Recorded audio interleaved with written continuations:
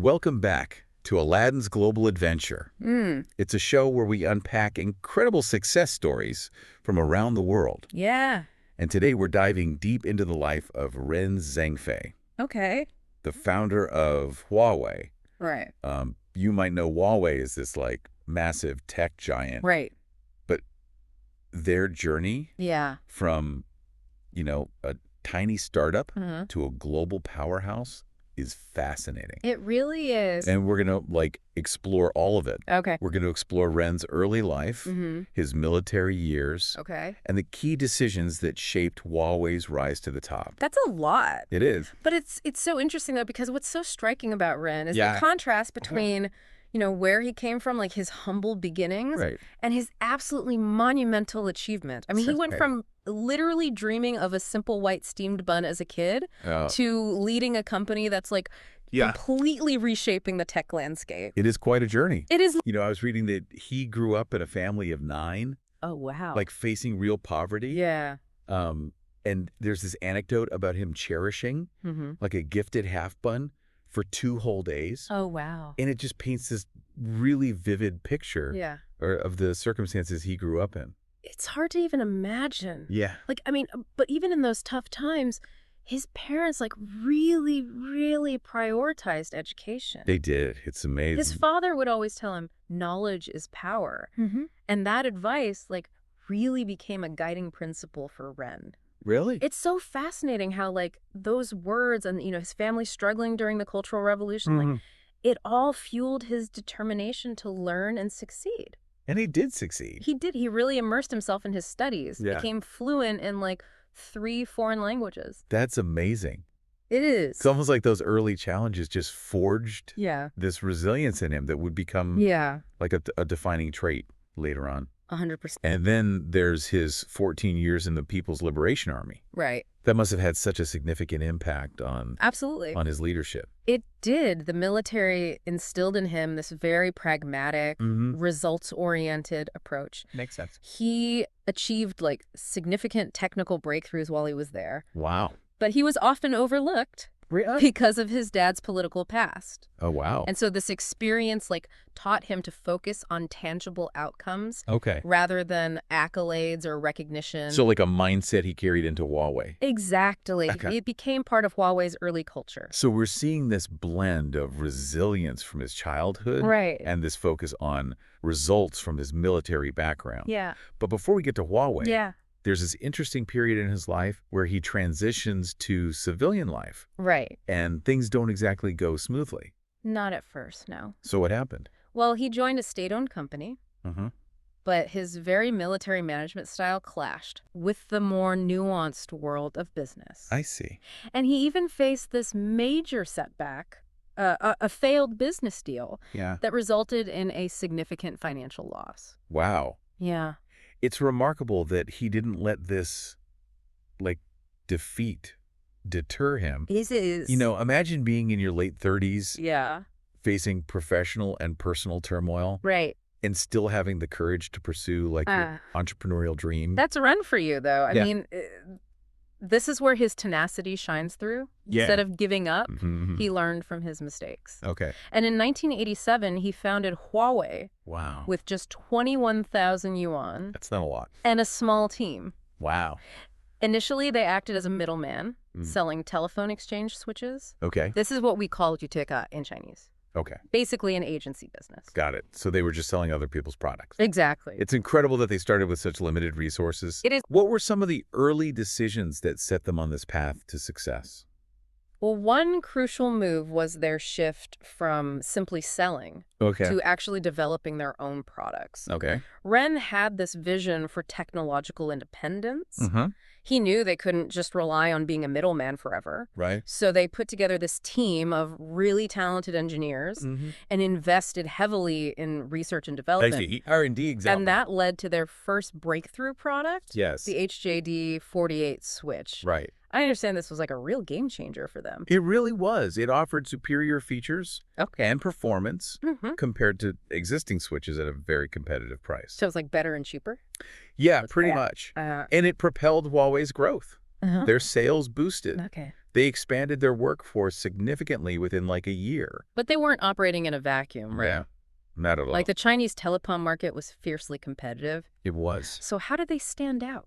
So this is where it gets interesting. Okay. Ren actually drew inspiration from a kind of unconventional source. Mao Zedong's military strategies. Wow. Yep. He adapted the concept of rural surround the city. I've heard of that. Yeah. That's a military strategy. It is. So he applied that to the business world. Exactly. Yeah. Instead of competing head-on with the big players Yeah. in like urban areas, they targeted underserved rural markets. Interesting. Yeah. You wouldn't typically associate military tactics with business. I know. But Ren saw the connection. Yeah. He recognized that while these big companies were focused on the cities, where the money was, there was this huge opportunity in connecting rural areas. Right. This allowed Huawei to like build a loyal customer base. Okay. And gradually expand their market share. So it wasn't just about the technology. Yeah. It was about understanding the market and being strategic. Precise. And alongside this really unique market strategy, they focused heavily on customer service. They did. Like Ren emphasized that customer satisfaction was the ultimate measure of success. It was like everything to him. And even in remote and challenging locations, Huawei was known for going the extra mile for their customers. They were. This combination of a smart strategy and customer focus seems to have paid off. It did. But let's not forget about the competition. Right. Huawei wasn't just facing global giants like Ericsson and Siemens. They also had domestic rivals like ZTE. Right. So it's fascinating to compare Ren's leadership style with that of his main competitor, Huawei, the founder of ZTE. Yeah. Huawei was known for this more traditional conciliatory approach, whereas Ren had this fierce competitive spirit, often described as wolf-like. So two very different approaches. Very different. But both striving for national technological advancement. Exactly. But their paths diverged. Yeah. Perhaps due to these contrasting personalities. That's an interesting thought. But ultimately, Huawei set its sights on something even bigger, conquering the global market. The world. And that meant taking on the U.S. Right. Now, that's a bold move. It is. Entering the U.S. market, the heartland of these like established tech giants. Right. That must have been daunting. Yeah. It was. But Ren wasn't phased. Wow. In 2002, they established a subsidiary in Texas. Okay. Setting the stage for what would become a clash with Cisco System. Oh, right. Cisco. The leader in networking equipment at the time. Huge company. Huge. So how did Huawei plan to compete with a giant like that? They went in strong. Okay. Offered products that were technologically comparable to Cisco's. Okay. But at significantly lower prices. So they undercut them. Basically. Damn. And this move rattled Cisco. Yeah. And it wasn't long before, like, legal battles erupted. This is the famous Century lawsuit. Exactly. Cisco accused Huawei of intellectual property theft. A serious allegation. It was. That could have, like, crippled their reputation. Right. But instead of backing down, Ren saw this as an opportunity. He did. Yeah. He famously said, "Only by daring to fight can we achieve reconciliation. Even a small defeat is better than retreating." Wow. Powerful words. They are. He was determined to stand his ground. He was. So he viewed this lawsuit as a defining moment for Huawei. Yeah. So how did it all play out? Well, the first round didn't go in Huawei's favor. Really? But Ren, being the strategist that he is, he regrouped, assembled a new legal team, a new PR firm, and went head-to-head with Cisco in a second round of litigation. Wow. And this time they reached a stalemate. Okay. And eventually both parties settled in 2004. So it seemed like a draw. Yeah, on the surface. But this lawsuit actually, like, catapulted Huawei into the global spotlight. It did. It solidified their position as a serious contender and even enhanced their brand recognition. It's amazing how Ren turned adversity into an advantage. It's a testament to his ability to not just weather the storm, but to emerge stronger from it. That's incredible. This whole experience also reinforced his unwavering belief in the power of R&D. Okay. He knew that to compete on a global level, Huawei had to be at the forefront of technological innovation. And that's a great segue into the next chapter of Huawei's story, Ren's leadership. We're going to continue exploring this in part 2 of our deep dive. But before we wrap up, Yeah. what stood out to you the most about this part of Ren's journey? What's so fascinating is how he seamlessly weaves together these seemingly disparate elements. Yeah. You know, his childhood resilience, Right. the discipline of his military background, his willingness to learn from setbacks, and his strategic thinking. It all comes together to create this unique leadership style Exactly. that propelled Huawei's early success. Yeah, it's really remarkable. It is. Yeah. So welcome back to our deep dive into the life of Ren Zhengfei. It's amazing how Huawei went from this small startup to competing with global giants. It's incredible. What were some of those critical decisions that fueled their growth? I think one of the key factors was Ren's just unwavering commitment to research and development. Yeah, he really believed in R&D. He did. He believed that to really succeed, they had to innovate and develop their own cutting-edge technologies. They couldn't rely on anyone else. Exactly. And after that whole Century lawsuit thing, he made sure that Huawei dedicated a big chunk of their revenue, 10% to 15%. Wow. Back into R&D. It's a huge investment. It is, especially for a company that's still relatively young in the global market. What was the impact of that commitment? I mean, it allowed them to constantly push the boundaries of technology. Okay. They moved beyond just telecom equipment, expanded into enterprise networking, Okay. cloud computing. Wow. Even smartphones. So they were branching out? Yeah, constantly innovating. So it wasn't just about copying or catching up. No. It was about leading the way. Exactly. This approach seems to echo Ren's earlier vision of technological independence. Right. It was central to everything they did. But it wasn't just about the technology. No, not at all. Ren recognized the need to evolve their management practices. He did, as they expanded globally. He realized that Huawei's kind of intuitive approach needed a more structured system. So how did he go about making those changes? Well, he was surprisingly open to learning from others. Really? Even Western companies. Interesting. He invited IBM consultants to help implement more systematic management processing. That's a very pragmatic move. It was. He recognized that they could benefit from blending different approaches. That's a remarkable display of humility. It is, especially for someone who had already achieved so much success. Right. Shows a willingness to adapt and learn. Even from potential competitors. Exactly. And this humility extended to his interactions within the company. He fostered this culture of open communication, valued feedback from all levels. He did. There's this well-known story about him overhearing some employees complaining about the company's financial system. Really? And he took their concerns seriously. Wow. And within weeks, implemented a brand new system based on their feedback. That's incredible. Yeah. Leading by example. Absolutely. He wasn't just giving orders from the top. He was actively listening, responding to the needs of his employees. And it built trust. It must have fostered a strong sense of trust. It did, and respect within the company. We've talked a lot about Ren's strategic thinking and business acumen. Right. But what about his personal life? Yeah. How did he manage the pressures of leading a global company? One thing that often surprises people is his remarkably simple lifestyle. Really? Despite his immense wealth. Yeah. He avoids extravagance. Huh. He's known for wearing very modest clothing. Right. Prefers public transport. Wow. Even eats in the company cafeteria alongside his employees. That's quite a contrast. It is. To the stereotypical image of a tech CEO surrounded by luxury. Private jets and yachts. Yeah, exactly. It makes you wonder, what drives someone like Ren? It's a fascinating question. It is. Maybe it's a reflection of his upbringing. Okay. A reminder of where he came from. Right.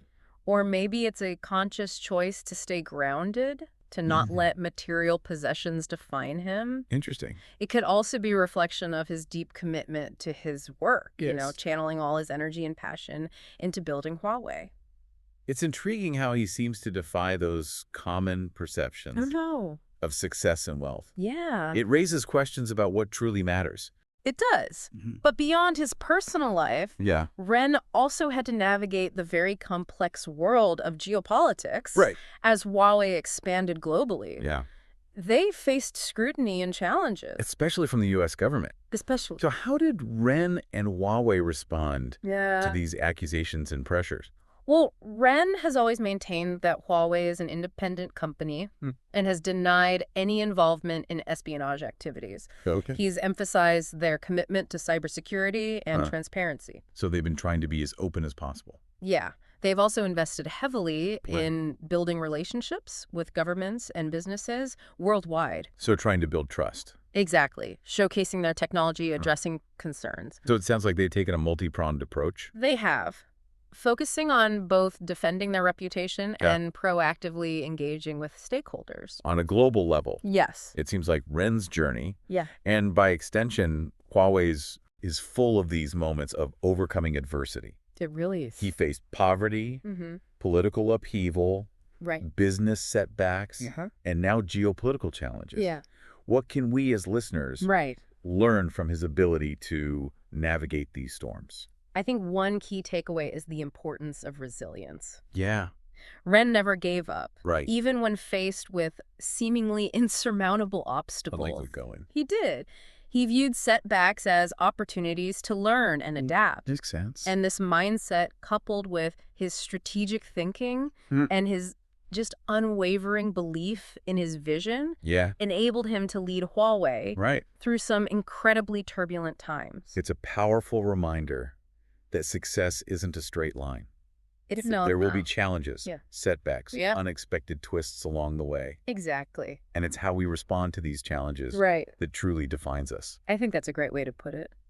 Ren's story is a testament to the power of perseverance. Adaptability and a relentless pursuit of one's goals. Couldn't have said it better myself. So welcome back to our final part of this deep dive into Ren Zhengfei's incredible journey. It's been quite a ride. It has. We've covered so much, his early life and founding of Huawei, and how they've tackled challenges head on. Like pros. But I want to look towards the future. Okay. What can Ren's story teach us about navigating this constantly changing world of technology and global business? That's a crucial question. It is. Because, the world Ren navigated to build Huawei is very different from when we're in today. 100%. Technology is evolving faster than ever. Yeah. Geopolitical landscapes are shifting, and global leadership is being redefined. Right. So how do we apply Ren's principles in this new world? That's the question. What are the key takeaways we can use going forward? Well, one thing that really stands out to me is his adaptability. Okay. He was never afraid to evolve, learn from others, embrace new ideas. It seems like that's more important than ever today. It really is. You need to be agile and constantly learning to stay ahead of the curve. Right. The old ways just don't work anymore. No. We have to be open to innovation, experiment, and be okay with failing. Right. Because as we've seen with Ren, failure can be an incredible teacher. 100%. And we also can't forget his strategic mindset. Right. He was always thinking ahead. Always. Yeah. Looking ahead, anticipating challenges, playing the long game. That long game. And in a world that's constantly disrupting itself, that kind of foresight is essential. It's not just about strategy in tech, though. No. I think Ren's story highlights the importance of values. Yes. Of building a company on a strong ethical foundation. It's everything. His focus on customer satisfaction, his commitment to integrity, and his humble leadership style. Right. Those are values that resonate even stronger in today's world. They build trust. They do, not just within the company, Right. but with customers and partners. And trust in this age of uncertainty and rapid change. Right. It's incredibly valuable. It's essential. It's the basis of any successful long-term relationship. You can't fake it. Nope. It has to be earned through consistent actions and a genuine commitment to doing the right thing. So as we wrap up this deep dive into Ren Zhengfei's life, I'm left feeling a sense of awe and inspiration. Me too. This is a man who started with almost nothing, overcame countless obstacles, So many. and built one of the most successful technology companies in the world. It's mind-blowing. It is. His story pushes us to think bigger, dream bolder, and never give up on our aspirations. Absolutely. Yeah. But it also reminds us that success isn't just about reaching the top. Right. It's about the journey, the values you hold, and the impact you make along the way. Couldn't have said it better myself. Thanks for joining us on this incredible journey. Yeah. And until next time, keep exploring. Keep learning. Keep learning. And keep striving. Yeah, for your own definition of success. Exactly.